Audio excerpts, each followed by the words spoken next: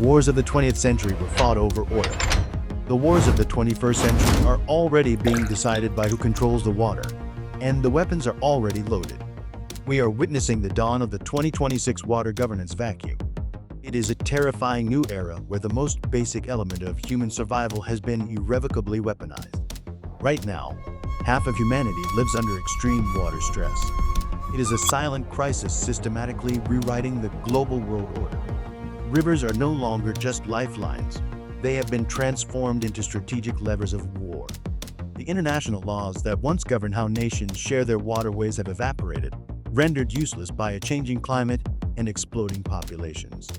What was once a diplomatic effort to hydrate crops and power cities has devolved into a brutal game of hydrohegemony. Imagine a hand slowly, deliberately closing around a neighbor's throat, cutting off their oxygen until they comply. That is exactly what upstream nations are doing to downstream rivals, drop by agonizing drop. You can see the geopolitical fault lines violently fracturing across the globe in 3 critical flashpoints. Look closely at the Indian subcontinent.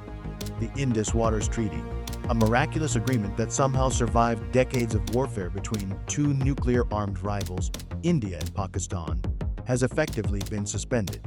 The trust is gone. With the stroke of a pen and the continuous pouring of upstream concrete, the tap can be turned off, leaving millions facing sudden, catastrophic drought.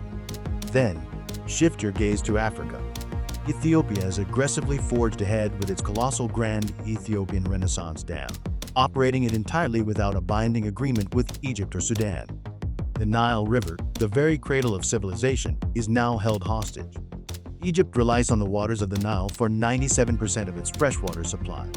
Without it, the country simply ceases to exist. Yet, Ethiopia alone controls the valve, holding the ultimate kill switch to the Egyptian economy. And then there is China. Up in the freezing altitudes of the Himalayas, the roof of the world, Beijing is engineering massive upstream dam projects on critical rivers like the Mekong. They hold downstream nations across Southeast Asia hostage. By hoarding freshwater within its own borders, China wields a devastating power over the agriculture and economies of its weaker neighbors, dominating the region without ever firing a single bullet. We have definitively entered an era of zero-sum hydrology. There's no longer a scenario where everyone wins. Upstream nations are rapidly constructing massive dams, not just for public infrastructure, but as colossal water batteries. They store water to generate immense domestic energy and project absolute regional control. Every single drop they hold back in their reservoirs is a drop stolen directly from downstream agriculture and urban centers. Farms dry up, hydroelectric grids fail, people starve. And because these resources are fundamentally finite, there is absolutely no room left for compromise. You cannot negotiate with a parched earth, and you cannot split a river that no longer flows. Yet, the world is looking the wrong way. We are hopelessly distracted by digital conflicts, artificial intelligence, and the daily fluctuations of global oil prices. We are missing the true existential threat right in front of us. The global blue gold crisis. 1 billion people, zero water is no longer a dystopian slogan. It is a grim, undeniable 2026 reality that we are completely unprepared for. The financial and humanitarian fallout is already beginning to cascade violently through global markets. Wall Street is quietly waking up.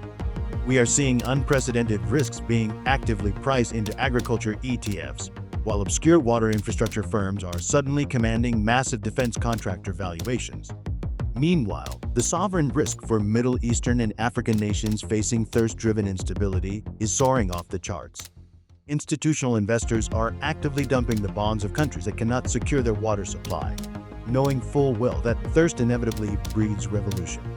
The next world war will not announce itself with falling bombs or invading tanks. It will begin with the quiet turning of a valve, a dry riverbed, and millions of desperate people with absolutely nothing left to lose. The water wars are not coming. They are already here.